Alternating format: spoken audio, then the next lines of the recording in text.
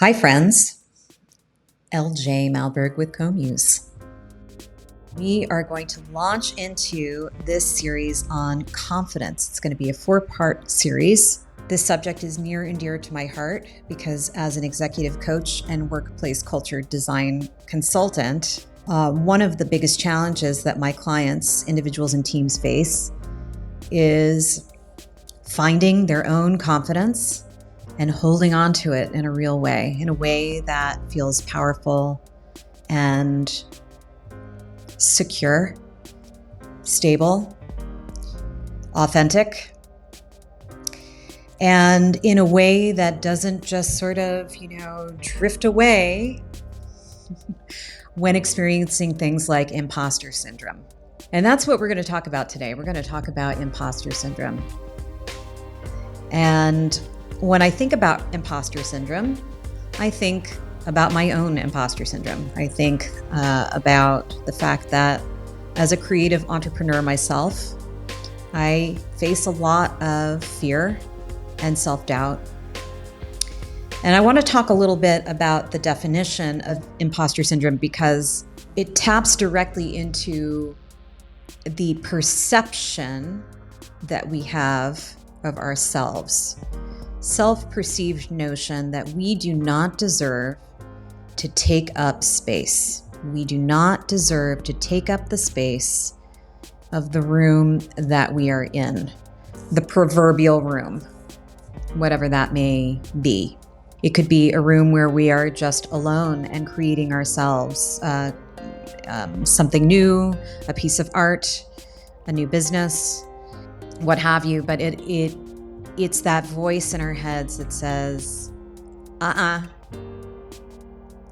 you do not deserve to be doing this. You don't know what you're doing. It's that voice that gets us to quit before we've started. And it can cause a lot of feelings of anxiety, at least in me. In dealing with my clients and working with clients that are wanting to find their confidence, there's a lot of pressure from creative entrepreneurs to add value in rooms with people that we work with. And so imposter syndrome tends to show up in those rooms, right? Oh, well, you don't have anything valuable to say, so don't say anything at all. You don't really know what you're talking about. These other people who are talking so much, they must know more, right? Someone asks you to collaborate on a project. Well, I've never done that before, so I'm not qualified. And so the voices spin out of control and imposter syndrome takes hold. It can really be very paralyzing. And so thinking about imposter syndrome, I want to talk a little bit about what we can do about it, because it's nice to know what it is, and it's nice to know, I guess, why it happens. I think that it is important to give it context. But at the end of the day, we want it to go away. And I don't know that as long as we have brains that work, that, can from time to time go into survival mode, I don't know that imposter syndrome ever completely goes away. But we want to be able to create tools, or have tools in our tool belt, as I like to say, that we can access when we start feeling that sense of imposter syndrome come up. So let's talk about that.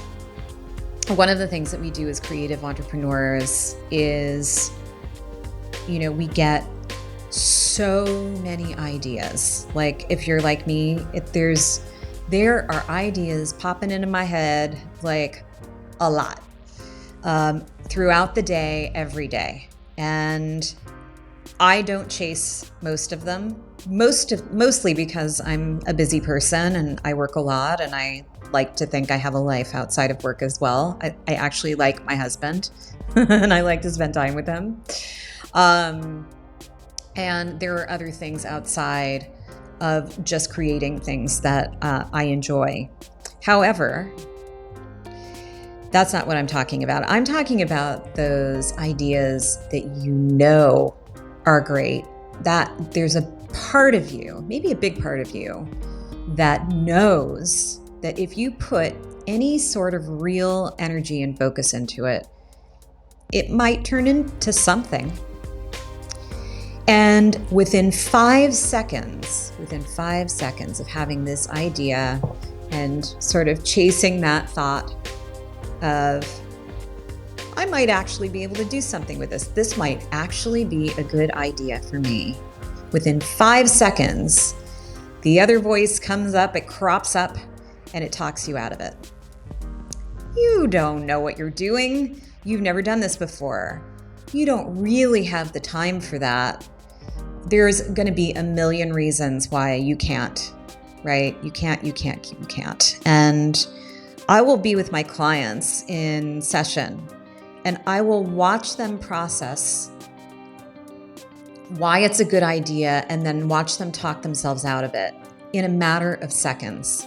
It is just something to notice. We all do it. We all do it to a certain extent. So in order to catch that, we have to be mindful.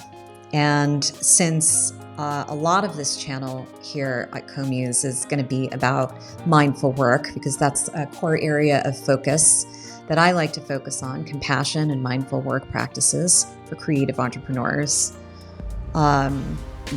Being mindfully aware of our thoughts as they crop up, good or bad or neutral, is an important part of the process to allowing ourselves to become more genuinely confident, because we get to know how we think. We get to know ourselves more.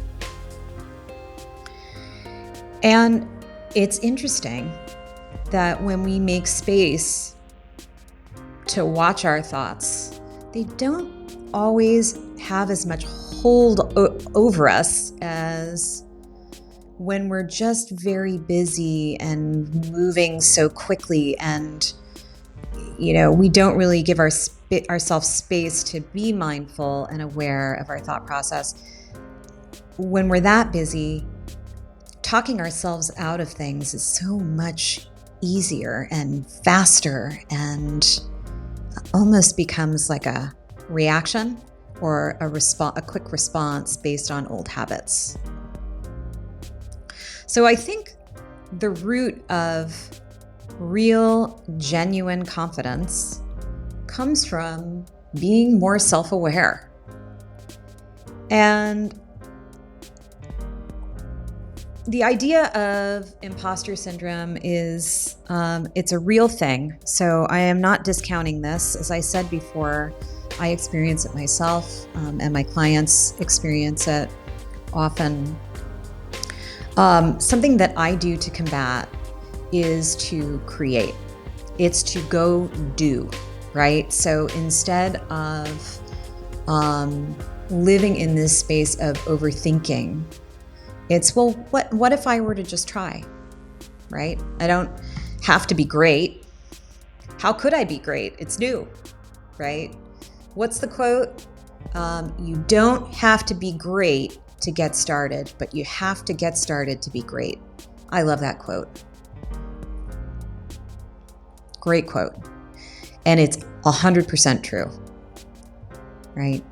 So that imposter syndrome, it gets a little bit, maybe a little bit quieter, or it falls a little bit into the background when we focus on creating, on the doing, on the action part.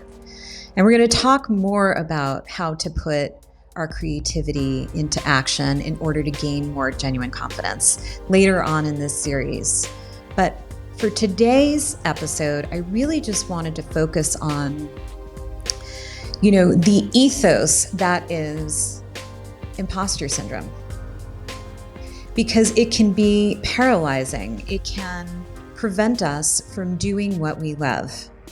It can prevent us from moving ahead in our jobs. it can prevent us from feeling great about ourselves. And honestly, I think that is probably the more important piece to this.